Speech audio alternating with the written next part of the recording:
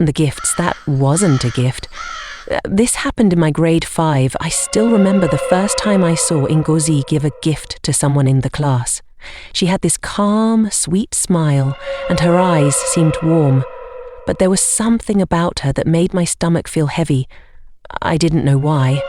I was only 12 then, and maybe I was just imagining things. But one day that changed. It all started when Ngozi gave me a biscuit during lunch. It wasn't just any biscuit. It was my favourite kind, crunchy, with chocolate on top. She slid it across the desk to me and said, "Take this, Funmi. I brought it just for you." I hesitated, but she smiled wider. "Don't worry, it's just a biscuit." I couldn't say no. I took it and ate it later. That night, I had the strangest dream. I was standing in a dark room, surrounded by shadows, and Ngozi was there, laughing softly. Her laugh echoed like the wind passing through dry leaves, and she whispered, "Now you belong to me."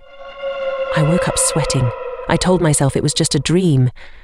But things got worse after that. At school, I started noticing strange things about Ngozi. She was always giving gifts. Biscuits, sweets, hairbands, even pencils. She gave them to different people in class, and everyone loved her for it. She was the kind of person you couldn't help but like. She never raised her voice, never fought anyone, and she always seemed kind. But the weird thing? The ones who got her gifts began acting strange. They stopped talking to their old friends. They would sit in corners during breaks, whispering to themselves or staring into space. One boy, Dapo, even fainted during morning assembly, and when he woke up, he didn't seem like himself anymore. He started avoiding the rest of us, following Ngozi everywhere like a shadow.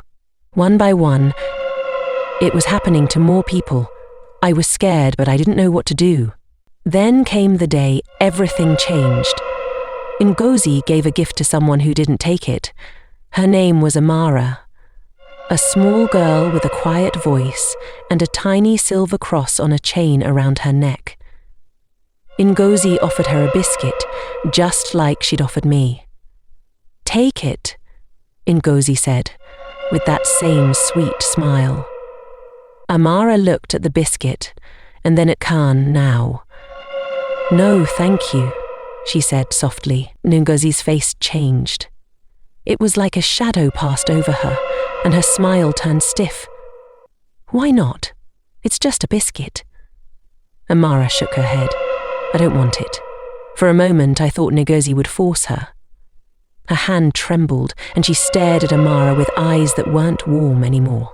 They were cold and sharp like broken glass. "Take it," Ngozi said again, but her voice was lower now, like two people speaking at the same time. Amara stepped back. "No." Later that day, during break time, Amara came to me. She had seen how I was acting, quiet and nervous all the time, and she asked me if something was wrong. I wanted to tell her, but I was afraid. What if Ngozi found out? What if she did something worse to me? "Don't be afraid," Amara said, holding my hand. "Whatever it is, just tell me." So I told her everything, the dreams, the strange behaviour of the others, and how it all started with the gifts. Amara listened quietly, her small face serious. When I finished, she nodded. "We have to pray," she said. "Pray?" I whispered. "But what if we stop hurting everyone else?" "She can't hurt us if we pray," Amara said firmly. A silly boy started to pray, and I stayed behind in the classroom. She knelt by my desk and began to pray. Her voice was steady, even though I could tell she was scared too. I didn't know how to pray like her, but I closed my eyes and whispered along. The room grew cold, even though the sun was still shining outside. The shadows seemed to stretch and move on their own, and I could feel something heavy in the air, pressing down on my chest. I opened my eyes and saw Ngozi standing in the doorway. Her smile was gone. Her face was blank and her eyes looked black, like deep holes in her head. She stepped into the room without a sound, her feet not even making the floor creak. "You shouldn't have done that," she said, her voice echoing strangely. Amara didn't stop praying.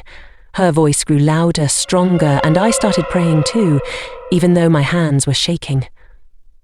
Ngozi took a step closer, then another. But she suddenly stopped. She clutched her head and screamed, a sound so loud and sharp that I covered my ears. "Stop it!" she shouted. "Stop praying!"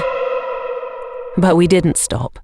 We prayed until Menahith lay on the floor, shaking and crying.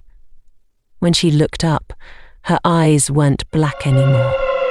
They were normal, and she looked scared. "What happened?" she whispered.